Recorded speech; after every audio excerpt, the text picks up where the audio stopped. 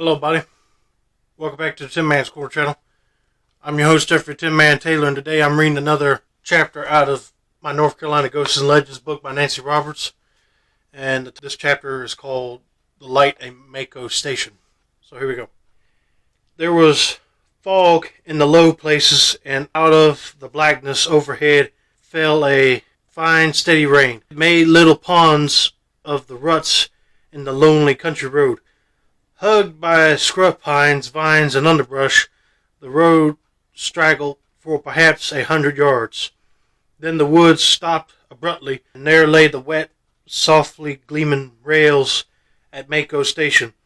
Maco lies 14 miles west of Wilmington on the Wilmington-Florence-Augusta line of what is now the Atlantic Coastline Railroad. It is today much as it must have looked to Joe Baldwin years ago. Joe was conductor of a train heading toward Wilmington that rainy spring night of 1867. Just 14 miles from home, his thoughts turned to his family. Would his wife be up to greet him?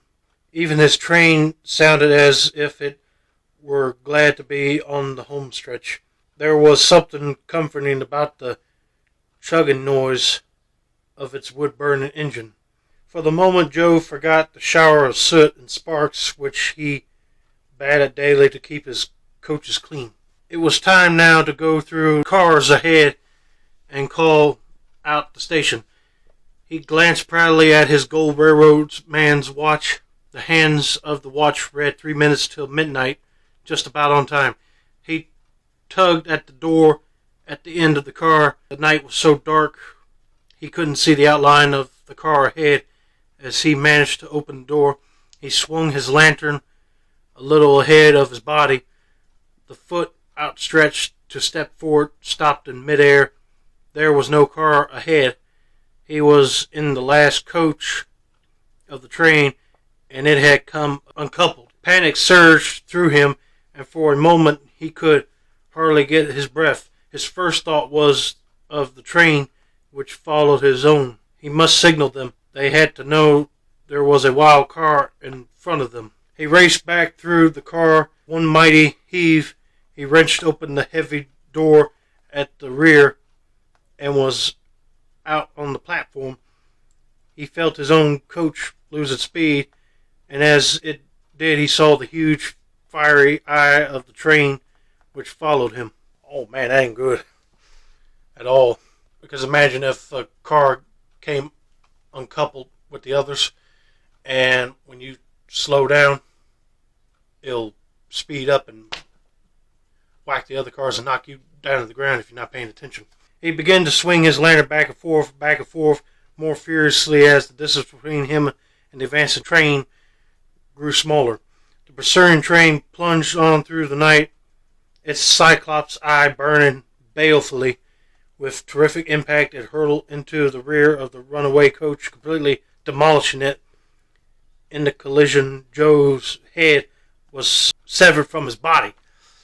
Oh, God almighty. He couldn't move quick back enough. His wife is going to be devastated to hear about this news. A witness said that his lantern waved desperately until the last, then rose in the air, and indescribably a wide arc landed in a nearby swamp. It flickered there for a moment, and then the flame continued burning clear and strong. Not long afterward, lovers strolling near the railroad late at night reported seeing a strange light along the tracks. Here's a picture of a thunderstorm going on, but if you look right here in the corner, there's that light that people are describing seeing. It would start about a mile from Maco Station, just a flicker over the left rail. Then it would advance, growing brighter as it came up the track.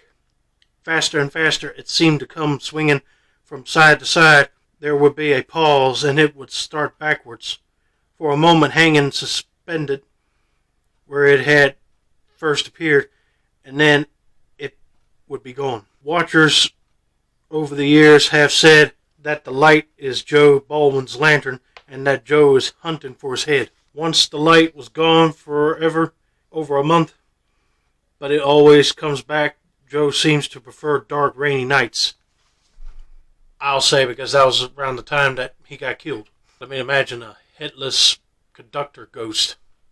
That would be creepy to see.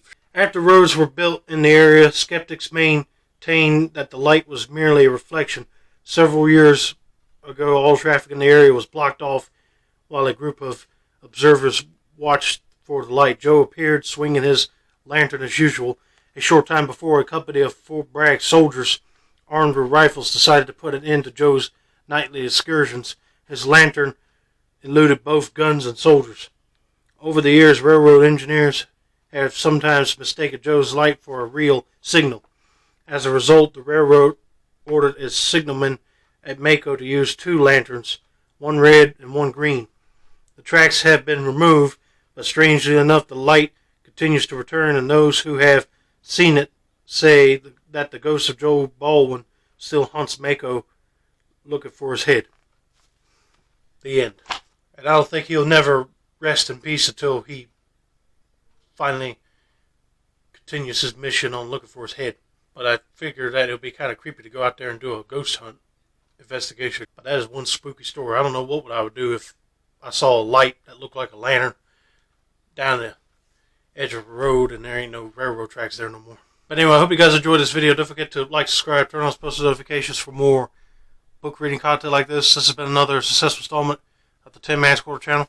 I'm your host, Jeffrey Tin Man Taylor, and I said that's a wrap. Have a nice day, everybody.